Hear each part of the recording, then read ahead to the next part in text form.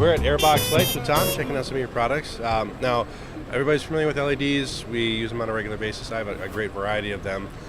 They're great, but they also have some challenges. You know, essentially you've got all these little point sources that are in an array. It's not really a soft light, it's just a bunch of tiny little hard lights. A lot of lights. So I'll do things like put ripstop nylon on my lights. And, you know, it's not a clean process, and it's also can be a hassle. So you guys have a very elegant solution that will work with a lot of different products. So take us through that. Great. What our stuff does is it sets a layer of diffusion out in front of the light, a few inches away, so that the beams can all merge together, and you get one soft source that's a lot bigger than the original source, so it wraps more and is therefore softer, and it's just one source, so you can actually cut it. It'll be a soft edge cut because it's a soft source, but you can cut it without a bunch of ripples in it, you know? It's so that's the essential function of them, is that you can that you can make a soft source out of an LED, make it into a bigger, softer source, and make it look better on people. Well, you know, we talk about this a lot. The big issue that you run into with LED panels, even if you put diffusion on it, oftentimes if it's right up against the panel, you still run into the issue of seeing those individual sources. So either you have to put really heavy diffusion on it in order to block that out, or you have to move the diffusion a little bit away. So you guys have, it's like, you know, this seems to be the right distance, that 1 to 2 inch mark to get that diffusion away from it. Yeah, I did some testing with a sheet of diff and a light, finding out how small I could keep it, but still get the beams all fully merged together and make it a lot softer. And so this seemed to be about the optimal depth.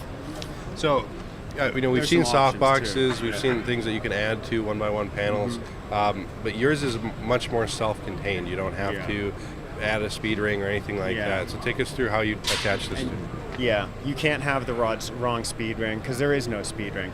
What we got here is it attaches two ways. One is it can stick right to it. They ship with little patches of high heat adhesive Velcro patches that stick right to your light. And then also they strap on. And one of the advantages of them being a strap-on type of thing is that they can fit on whatever fixture. It can be the wrong size. Over here I've got one set up on a Westcott Flex, which is not even a panel at all. And it's only 10 by 10. And so what we end up with is like a no-light light, a light with no light behind it. But because it's straps, we just cross them in the back and they fit. Or I just discovered there's a new tube from BBS Lighting, and one of my medium-sized models, the 126, you just tighten it a lot and you end up with this big fat sausage light.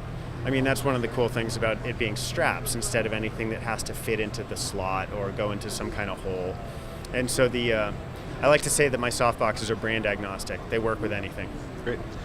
So, you know, it's inflatable. Are there any issues where it could be punctured, or what would you do? Sure, of course. Anything made of plastic that's inflatable can be punctured.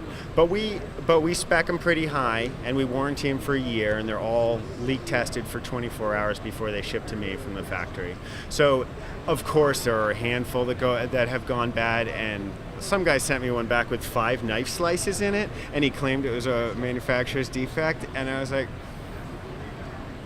okay, I'm a new company. I'll keep you happy. Here's your new softbox. But I was like,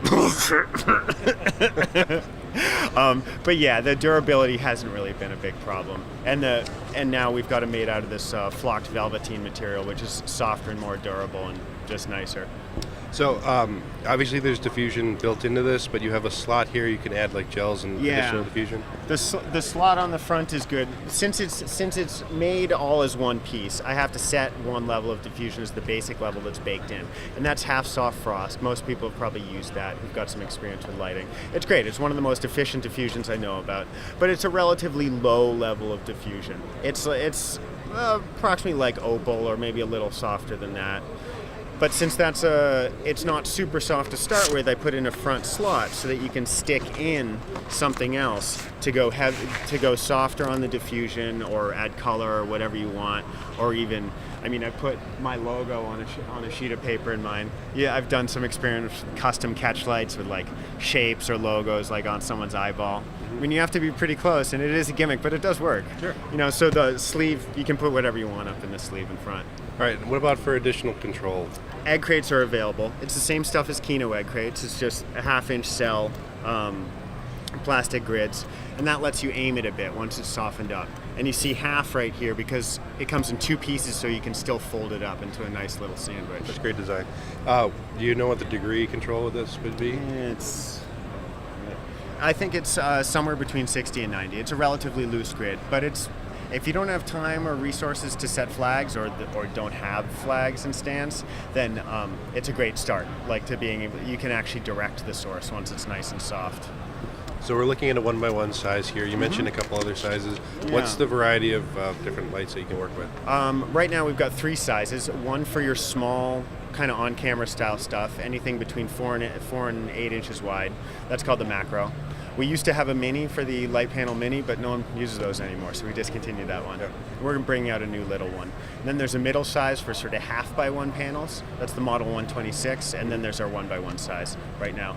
Maybe more sizes as time goes on, but... I'm assuming if people want something they can reach out to. Yeah, if people want something specific, they can reach out to me. Great. But one more thing about them that we haven't mentioned is one of the big advantages of being inflatable is that this is what you're carrying around. It's like there's nothing to it. It's like a tiny little sandwich. You can roll it up or stick it in the same case as the light, or this is a 126. Like you can, they're super portable and super lightweight, pretty affordable too because of the simple design. I can make them cheaply, a lot cheaper than a Chimera could be. So yeah, I mean, this is a lot easier to carry around than a lot of other stuff. Great, Packs however you want it. And like some people will just want their 1x1s native and the ability just to slap that on very quickly. Yeah, and you can just pop it on really quickly. Just tack it on with the Velcro if you don't feel like hooking the straps up. Awesome. Yeah. Well, where can people go for more information? To my site, airboxlights.com. All right, thanks for your time. Great, thanks a lot, Tony. Thanks to our sponsors for making our NAB coverage possible.